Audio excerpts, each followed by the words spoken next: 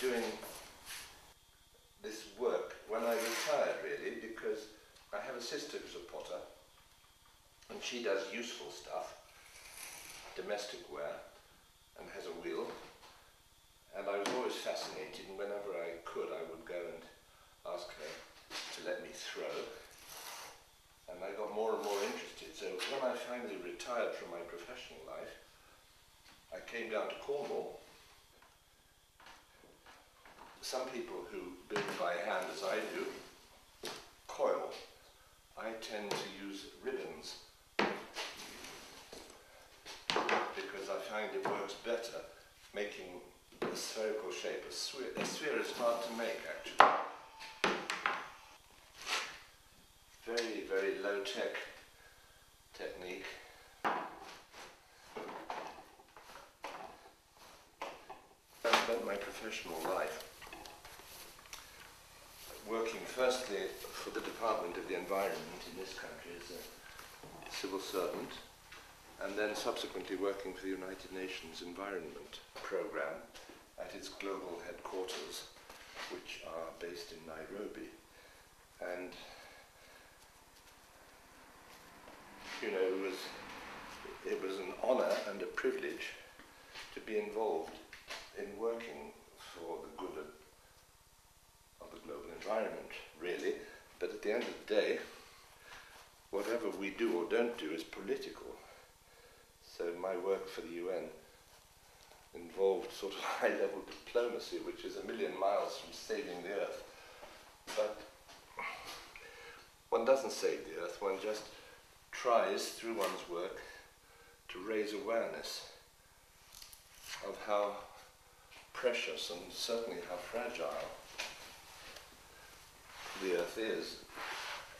I did a year full-time of ceramics, and soon discovered that I liked building by hand rather more than on a wheel, and I was fascinated by the sphere.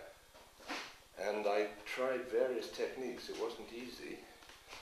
I did them by eye in the beginning, and then I made sort of templates and formulas and things, all the time trying to improve, but never wanting a perfect sphere, because you know, you can mold a sphere easily enough. The sort of glaze I use incorporates an element that gives you simulated volcanic craters and lava flows, which is quite good, in various colours. What I do is to add a compound called silicon carbide, which releases carbon during the firing process and produces really dramatic effects, which are quite geological. And you have craters and you have lava flows, and you can incorporate various colours and get amazing effects. I find the whole thing interesting, actually, and this extremely low-tech approach I like because it's slow, and it's almost pre-Stone Age because I'm using bits of wood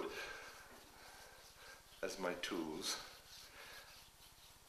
It's the drying time of the clay that is critical, and there's not a lot that one can do to influence that, either to speed it up or to slow it down. Well, you can slow it down by covering it with plastic in very hot weather, but that's not our problem right now in a Cornish winter. It's to speed it up without risking any damage.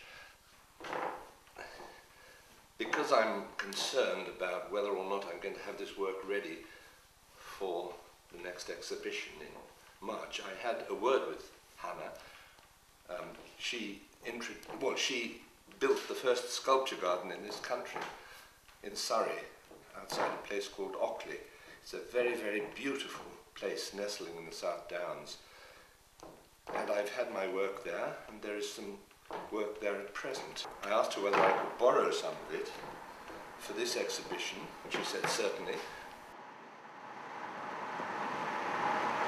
And she said to me that a tragedy had struck and they'd had this enormous flood So it'll be very interesting to see what remains of the sculpture garden, but I'm preparing myself for quite a shock because in the summer it's just the most divine looking place, and I'm preparing myself for this waterlogged, desolate area.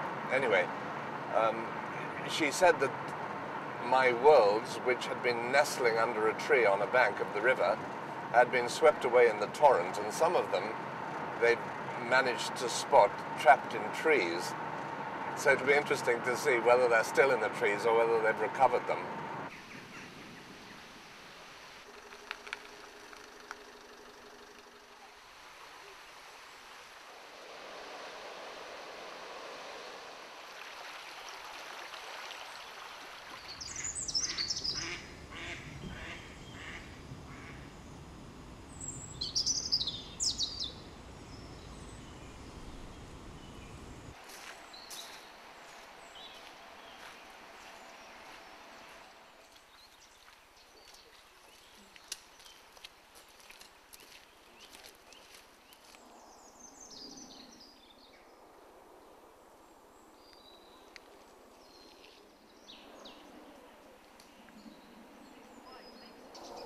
When I first contacted Hannah, this would have been 10 or 12 years ago probably, yeah.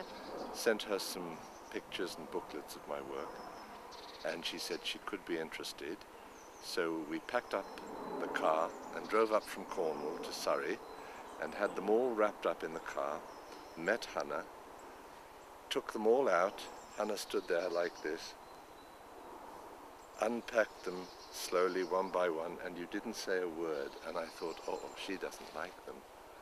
And then you stood back when they were all there, and I remember what you said. Ha ha ha. Lovely. And I'm so proud of him because he's been a civil servant, and when you got retired, you started to do this. People who do your kind of work might not be interested in art, but in figures and a telephone. So this is a joy to me to see the work, and it's beautifully made as well. And the tides of the worlds are very heartwarming. Flood, okay, yeah. That was Christmas Eve, and we looked out of the bedroom window at the water everywhere. The storm was unbelievable, and it blocked one of the bridges, so the water built up and it went into the garden. And some sculptures, including yours, went down the river, but it got stuck, so he found it again.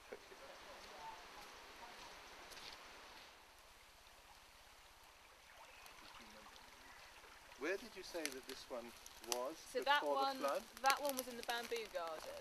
Right. How far is that? What Vicky's just suggested is that it might not have been washed across that meadow that we walked along, but into the river from behind those bushes where it was originally displayed, taken down in the stream all the way to where it's now in its little nest.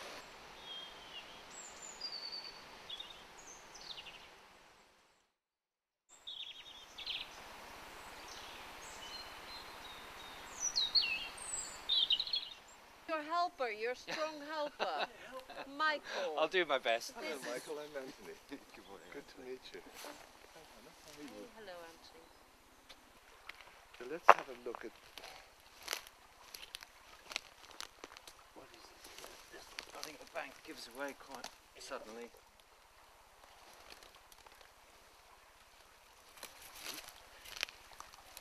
You want this basket? basket. Okay. Right. One lost world. It's a huge relief to have recovered the majority of them. Of the 9 that there were, 6 have been recovered, which means that 3 are missing, but they may emerge when the floodwaters go down a bit. So for the show in Truro, once these are cleaned up a bit, at least there'll be something to show.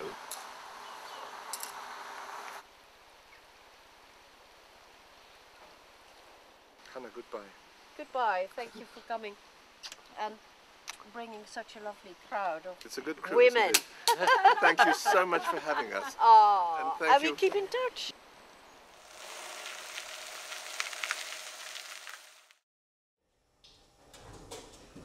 This is one of my favourite ones.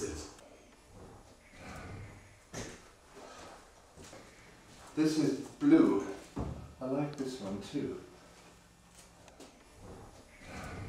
This is a more garish one. That's it. That's all of them. 2, 4, 6, yeah.